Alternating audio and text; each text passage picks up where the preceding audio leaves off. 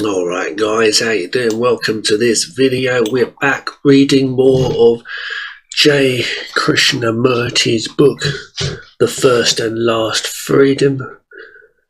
Okay, which is Jiddu Krishnamurti, absolute legend. You can check out his videos online.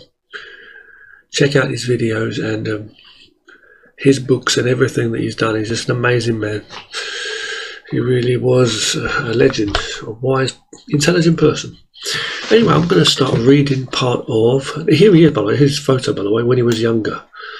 And you can really see how young, young he looked when he was younger. In the videos, he's this old man. You can see the old-looking man. So, please excuse me, but what we're going to do is we're going to go to, as I say, Chapter 6 now, and start reading from that. Okay, so let's go to Chapter 6, and Chapter 6 is called Belief. Okay, Belief.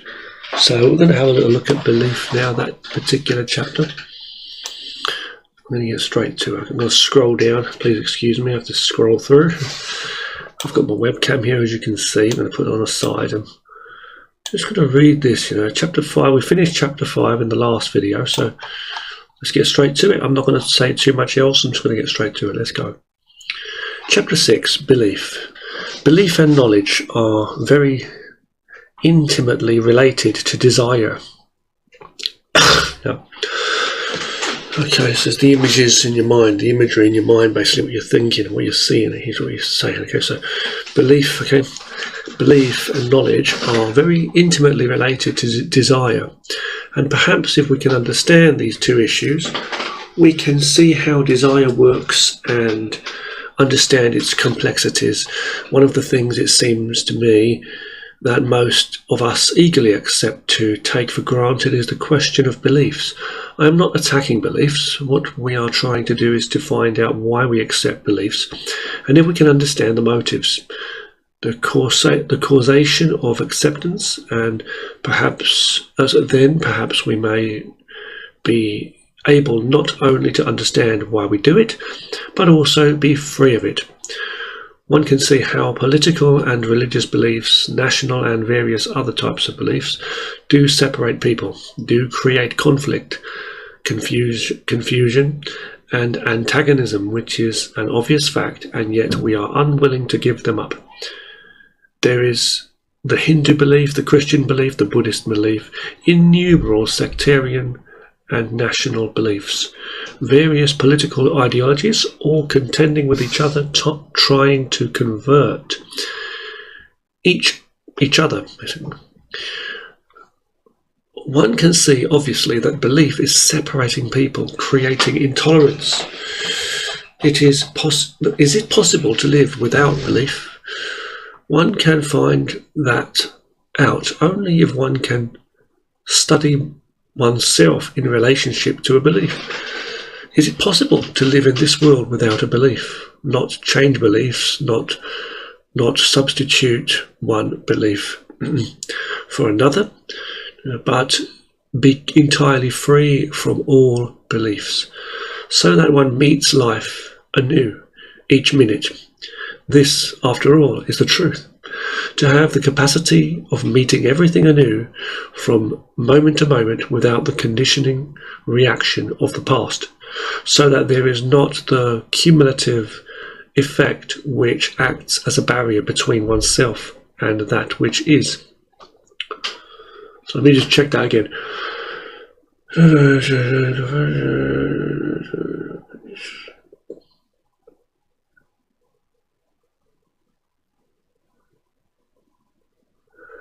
Okay, whatever, anyway, yeah, okay, let's continue. If you consider, you will see that one of the reasons for the desire to accept a belief is fear.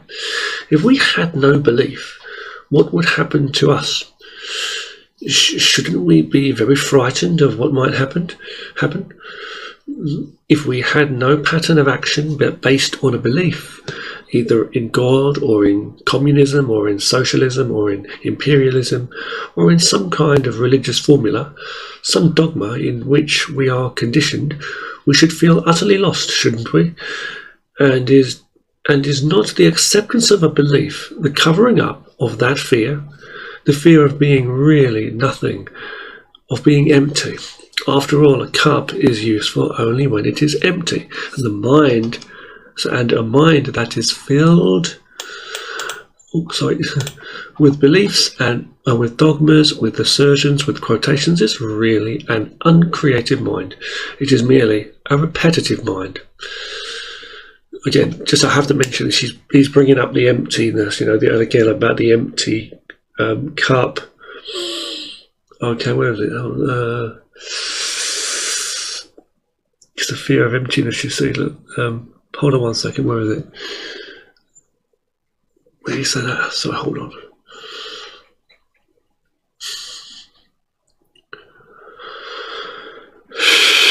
Where did I just missed that part? Where was it? About an empty cup. Yeah, hold on one second. A dogma in which Okay, the fear of really being empty. Yeah, a cup is useful only when it is empty, and a mind. So he's using the cup to be used as a mind. You may have heard this quote before about emptying the mind. Emptying the mind, emptying your cup. And there's a story about that. And again, this is all again mentioned in the Tao Te Ching, my favourite book called the Tao Te Ching, written by Lao Tzu, as I say. And it's talking about that, about truly to be free. I mean, your content must be freedom, right? So let's continue. Okay, we're here. So after all, a cup is only useful. Okay, where are we? Sorry. After all, a cup is only useful when it is empty, and a mind that is filled with beliefs, with dogmas, with assertions, with quotations, is really an uncreative mind. It is merely a repetitive mind. To escape from that fear of emptiness, that fear of loneliness, that fear of stagnation, of not arriving, not succeeding, not achieving, not being something, being something, not being something, not becoming something, is surely one of the reasons, is it not, why we accept beliefs so eagerly and greedily. And through acceptance of belief, do we understand ourselves? On the contrary, a belief, religious or political, obviously hinders the understanding of ourselves. It acts as a screen through which we are looking at ourselves. And can we look at ourselves without beliefs? If we remove those beliefs, the many beliefs that one has, is there anything left to look at? If we have no beliefs from which the mind has identified itself, then the mind without identification is capable of looking itself as it is, and then surely there is the beginning of the understanding of oneself. It is really a very interesting problem, this question of belief and knowledge. What an extraordinary part it plays in our life. How many beliefs we have. Surely, the more intellectual, the more cultured, the more spiritual, if I can use that word, a person is surely the more intellectual, the more cultured, the more spiritual, if I can use that word, a person is, the less his capacity to understand. The savages have innumerable superstitions, even in the modern world. The more thoughtful, the more awake, the more alert are perhaps the less believing. This is because belief blinds, belief isolates, and we see that throughout the world. The economic and the political world, and also in the so-called spiritual world. You believe there is a God, and perhaps I believe that there is no God, or you believe in the complete state control of everything and of every individual, and I believe in private enterprise. Okay, let me start again from that part. So it says, you believe there is a God, and perhaps I believe that there is no God, or you believe in the complete state control of everything and of every individual, and I believe in private enterprise and all the rest of it, You believe that there is only one Saviour, and through him you can achieve your goal, and I don't believe so. Thus, you with your belief and I with mine are asserting ourselves, yet we both talk of love, of peace, of unity, of mankind, of one life, which means absolutely nothing, because actually the very belief is a process of isolation. You are a Brahmin, I a non-Brahmin. You are a Christian, I am a Muslim man, and so on. You talk of brotherhood, and I also talk of the same brotherhood. Love and peace. But in actuality, we are separated. We are dividing ourselves. A man who wants peace and who wants to create a new world, a happy world, surely cannot isolate himself through any form of belief. Is that clear? It may be verbally. It may be verbally. But if you see the significance and validity and the truth of it, it will begin to act. We see that where there is a process of desire at work, there must be the process of isolation through belief, because obviously you believe in order to be secure economically, spiritually, and also inwardly. Let me read that again. It says, we see that where there is a process of desire at work, where there is a process of desire at work, there must be the process of isolation. Again, it says, we see that where there is a process of desire at work, there must be the process of isolation through belief, because obviously you believe in order to be secure economically, spiritually, and also inwardly.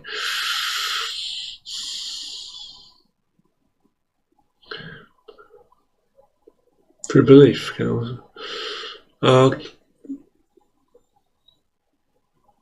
Okay. I am not talking. It says, I am not talking of those people who believe for economic reasons, because they are brought up to depend on their jobs and therefore will be Catholics, Hindus. It does not matter what, as long as there is a job for them. We are also not discussing those people who cling to a belief for the sake of convenience. Perhaps with most of us it is equally so.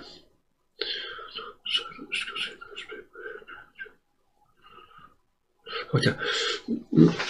For convenience, we believe in certain things. Brushing aside these economic reasons, we must go more deeply into it. Take the people who believe strongly in anything, economic, social, or spiritual. The process behind it is the psychological desire to be secure, is it not?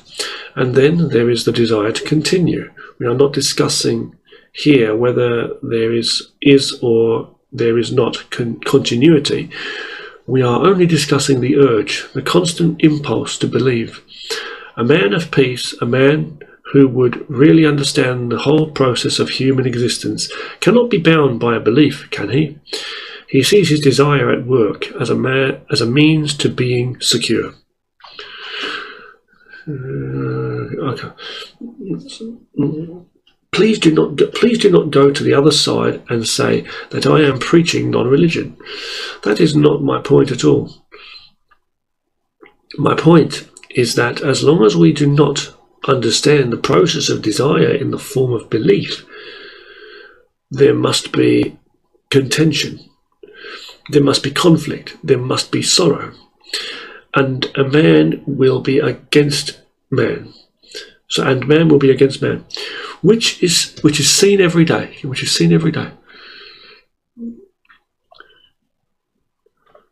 So if I perceive, Okay, hold on. So if I perceive, if I am aware that this process takes the form of belief, which is an expression of the craving for inward security, then my problem is not that I should believe this or that, but that I should free myself from the desire to be secure. Can the mind be free from the desire for security? That is the problem. Not what to believe and how much to believe. These are merely expressions of the inward craving to be secure psychologically, to be certain about something when everything is so uncertain in the world. Can a conscious mind, can a personality be free from this desire to be secure? We want to be secure and therefore need the aid of our estates, our property and our family. We want to be secure inwardly and also spiritually by erecting walls of belief, which are an indication of this craving to be certain. Can you as an individual be free? Can you as an individual be free from this urge, this craving to be secure, which expresses itself in the desire to believe in something? If we are not free of all that, we are a source of contention. We are not peacemaking. We have no love in our hearts. Right?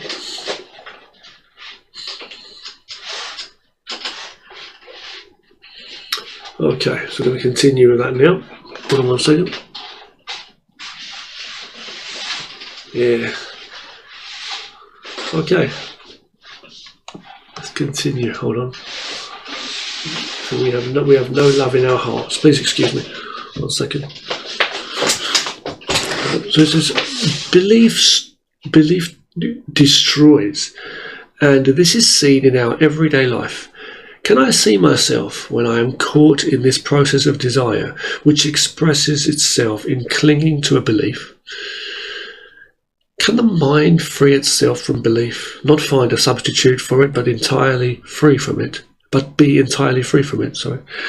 You cannot verbally answer yes or no to this, but you can definitely give an answer if your intention is to become free from belief. You then inevitably come to the point at which you are seeking the means to free yourself from the urge to be secure. Obviously, there is no security inwardly, which, as you like to believe, will continue. You like to believe there is a God who is carefully looking after your petty little things, telling you whom you should see, what you should do, and how you should do it. This is childish and immature thinking. You think the Great Father is watching every one of us. That is a mere projection of your own personal liking. It is obviously not true. Truth must be something entirely different. Our next problem is that of knowledge. Is knowledge necessary to the understanding of truth? When I say I know, the implication is that there is knowledge. Can such a mind be capable of investigating and searching out what is reality? And besides, what is it we know, of which we are so proud? Actually, what is it we know? We know information. We are full of information and experience based on our conditioning, our memory, and our capacities. When you say I know, what do you mean? Either the acknowledgement that you know is the recognition of a fact, of certain information, or is it an experience that you have had, that your own knowing, personal knowing, personal knowledge? They say all knowledge is self-knowledge, right? Ultimately. The constant accumulation of information, the acquisition of various forms of knowledge, all constitutes the assertion, I know. And you start translating what you have read according to your background, your desire, your experience. Your knowledge is a thing in which Okay, let's go to that sentence again. It says,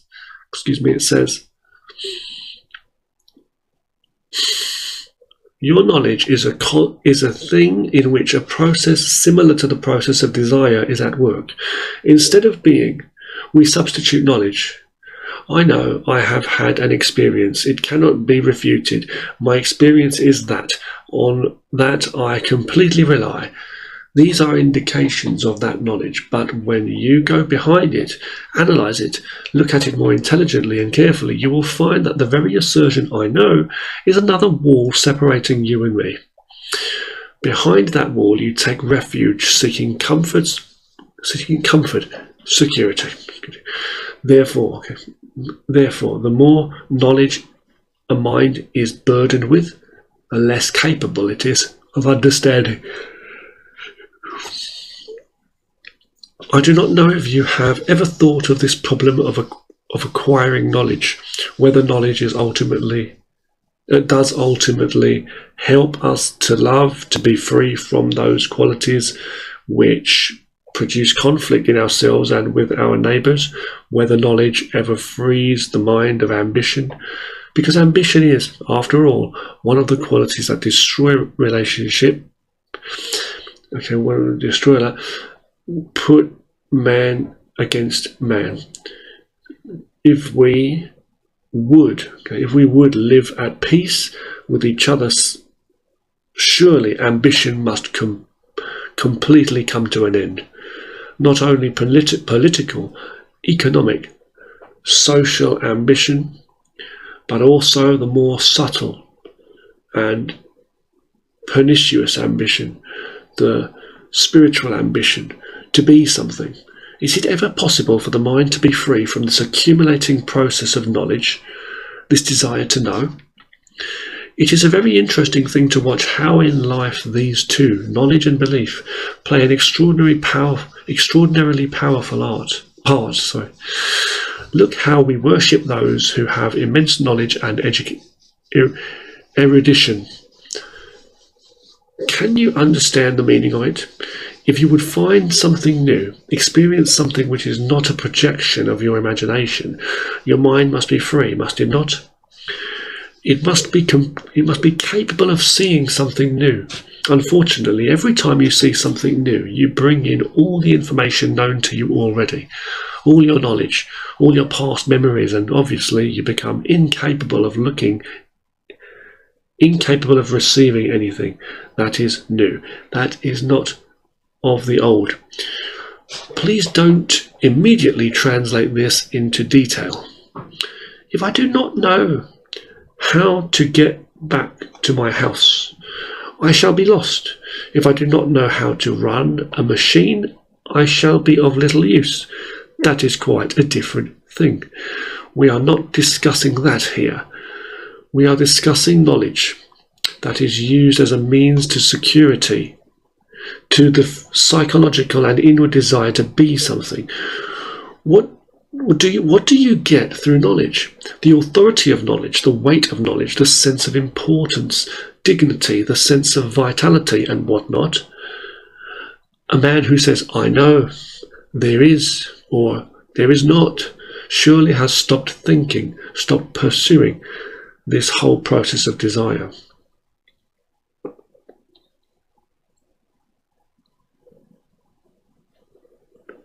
Okay.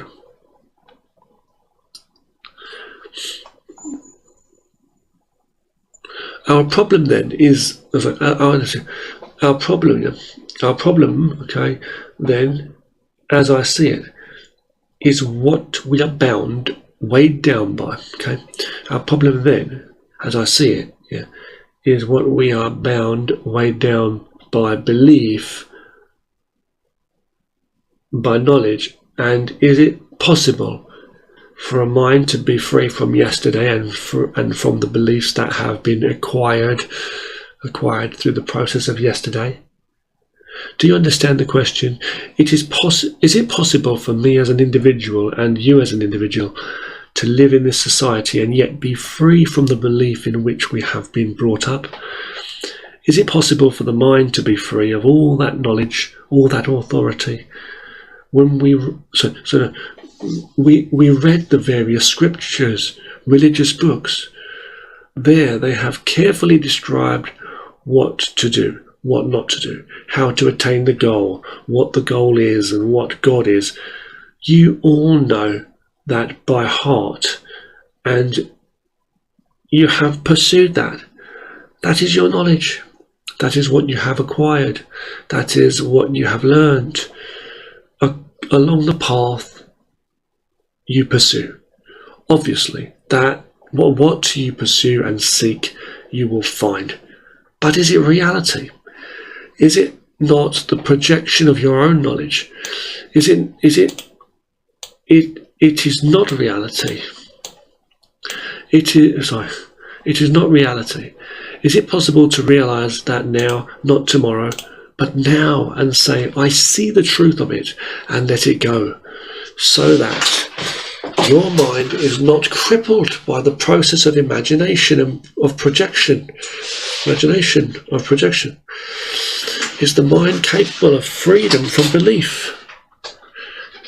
You can only be free from it when you understand the inward nature of the causes that make you hold on to it.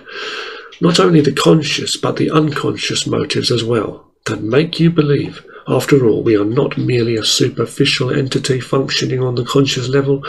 We can find out the deeper conscious and unconscious activities if we give the unconscious mind a chance, because it is much quicker in response than the conscious mind. While conscious mind is quietly thinking, listening and watching, the unconscious mind is much more active, much more alert and much more receptive. It can therefore have an answer. Can the mind, which has been subjected, intimidated, forced, compelled to believe, can such a mind be free to think? Can it look anew and remove the process of isolation between you and another? Please do not say that belief brings people together. It does not. That is obvious. No organized religion has ever done that. Look at yourselves in your own country. You are all believers, but are you all together? Are you all united? You yourselves know you are not.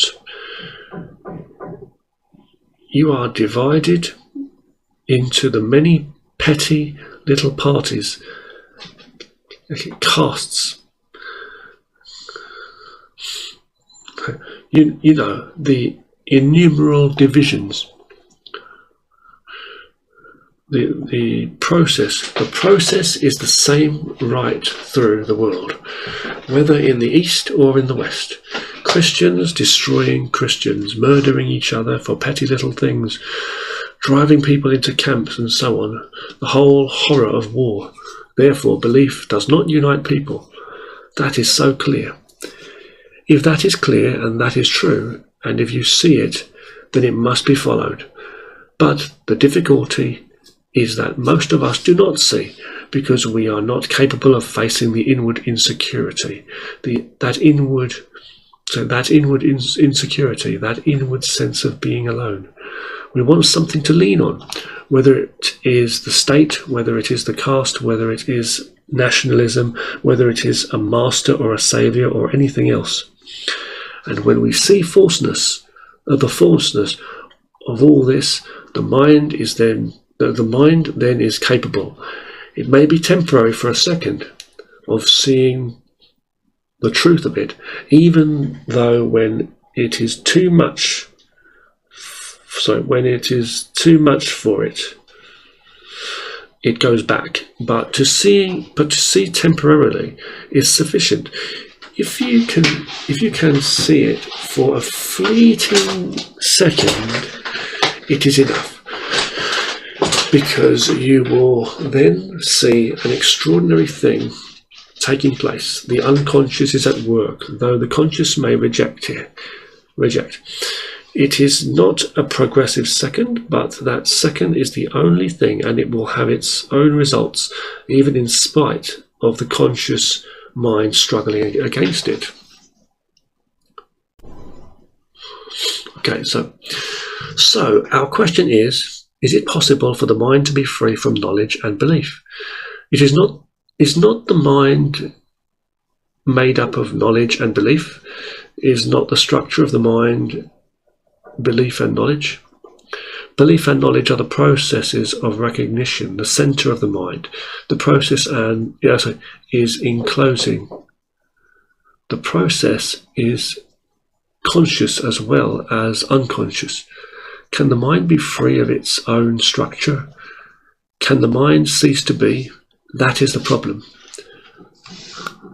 Mind as we know it has belief behind it, has desire, the urge to be secure, knowledge and accumulation of strength. If with all its power and superiority. Sorry, that's the neighbours. Hold on 1 second. Sorry about that, banging, people banging next door, kind of noisy. Let me just continue what I was saying. Okay, so let's have a look. So where were we? I was lost where we were with that. Let's start again from here. That was kind of distracting, sorry. Let's start from here again. I'll read that again. It says, is not the structure of the mind belief and knowledge? Belief and knowledge are the processes of recognition, the center of the mind. The process is enclosing. The process is conscious as well as unconscious. Can the mind be free of its own structure? Can the mind cease to be? That is the problem. Mind as we know it has belief, behind it, has desire, the urge to be secure, knowledge and accumulation of strength. If with all its knowledge and superiority one cannot think for oneself, then there can be no peace in the world. You may talk about peace, you may organise political parties, you may shout from the housetops, but you cannot have peace, because in the mind is the very basis which creates contradiction, which isolates and separates. A man of peace, a man of earnestness, cannot isolate himself and yet talk of brotherhood and peace. It is just a game, political or religious, a sense of achievement and ambition. A man who is really earnest about this, who wants to discover, has to face the problem of knowledge and belief. He has to go behind it to discover the whole process of desire at work. The desire to be secure, the desire to be certain. A mind that would be in a state in which the new can take place, whether it be the truth, whether it be God or what you will, must surely cease to acquire, to gather. It must put aside all knowledge. A mind burdened with knowledge cannot possibly understand, surely, that which is real, which is not measurable. Again, which basically is just like is said in the Tao Te Ching as well, talking about the Tao, you know, the ultimate, like the infinite, you know, the infinite, without limitation, the unlimited, you know. Drink my tea. Thank you for listening. Very, very sorry for. I'm trying to read it like quickly but carefully, you know, not rush, because there is quite a lot of information in one chapter. I want to say this chapter has a lot of profound, important points that Krishnamurti is making in this particular chapter as well. This is another one of the even more interesting ones that I've been reading. There's so much that I could share my views on things, so much, but I'll have to do that in other videos in future. Okay. Stuff, but yeah, it's definitely good. I'm very sorry about the banging. I don't know what that was. If you heard some bang, bang, bang, bang noises, I think that's neighbours next door. You know, but I don't know what they were actually doing. Like, because there was one time I was talking online, talking to my brother, and I try not to be too loud later at night, but you get neighbours like banging on the wall, and I'm speaking quietly, and I'm thinking, can they really hear my voice? Like, are they trying to sleep? The time's like 10 minutes past 10 now. I'm not shouting, I'm just talking quietly into the microphone. If I need to, I'll probably edit the sound to be even louder, so it's nice and clear, because I'm actually worried that my voice is coming out too quiet for you guys. So I'm actually planning to turn the volume up anyway in the video editing part. But yeah, I'm sorry about that. I don't know if they were banging because they were just doing something else, but I wouldn't call it paranoia, because one time they did. I mean, that noise, it just seems to me like it just seemed like deliberate, you know. But just ignore that. But all I was going to say is, like, I'm sick and tired, like, because those neighbours, like, this is the thing with people, like, they're always, like, very loud. That, the neighbours, they're always shouting. Our neighbours, always shouting and arguing. There's a mother, and I think it's her son, I don't know, and they're always, like, yelling at each other. And I wake up some mornings when I'm lying on my bed over there, and I hear just loads of shouting, like, really loud, like aggressive shouting, and someone starts crying or they start shouting at each other, and there's noises, and that's like, I wake up to that each day. But yet here I am talking quietly over night time. It's only just gone 10 o'clock. And they're like banging on the wall, like as if I'm making a lot of noise, which I'm not. It's my own flat. Well, it's the flat I'm living in at the moment, you know. So sorry about that, okay? But yeah, hope you guys really enjoyed the video. And it's interesting. Krishnamurti was a very wise man, because he was trying to get people to really think about how they are thinking, to clear their minds from all this negative stuff, basically, and try and see more clearly, if not the world immediately, but see their own psychological state and understand how they are wasting energy with their minds, you know. If we could be a bit more clear about things and honest with ourselves, we'll be able to walk into the world and maybe be more practical, you know, more positive, and do more efficient functionality in general, and then our communication with each other too. So yeah, thanks for watching the video. That was chapter 6, okay? We read the foreword by Huxley, you know, Aldous Huxley. We also read the 6 main chapters so far. We've read from Krishnamurti himself. The next chapter will be number 7. You want to see what the name is of it? I'll show you. I think it's called Effort. So this is an interesting one, okay? Chapter 7, Effort. And we're going to read that next time, okay? So I hope you enjoy it. And we're always learning. Remember, reading and listening, watching. You know, using your 5 senses doesn't mean following things. Like if you smell a bad smell, you don't need to follow it. Or a good smell, you know. So you're like, it's just learning. Learning, as I say again, it's not just knowledge to then believe upon it, or believe upon it to learn it. No, it's just learning what is, using the limited ability as we have with our 5 senses and power, but from the 5 senses and our whatever we're made of, the physical state, to be able to, for lack of a better word, learn more of what is. Or like, you know what I mean? If you cover your ears, you don't allow the sound to get to your eardrums. If you cover your eyes, you don't allow the light to get to your eyes. So it doesn't mean that you're selling yourself just to be observant, you know. You're being observant is what you're doing. Yeah.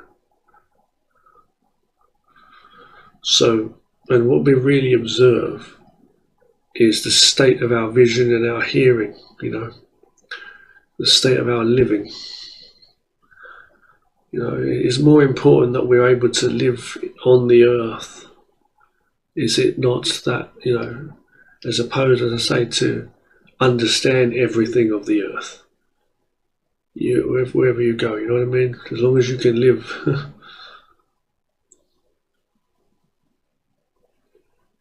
Because your understandings then become a knowing, what you think you know, and it's like, it's a limited thing. It's always a perception, you know, it's always a perception. Thanks for watching. You take care of yourself. Hope you enjoyed that. Interesting points there. Quite an interesting few sentences and paragraphs and things that he was saying there. Yeah, incredible.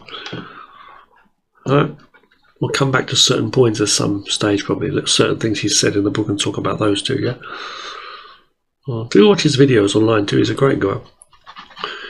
So you take care, thank you for watching, please subscribe, enjoy the things I do. And you take care of yourself, I hope you really enjoyed that.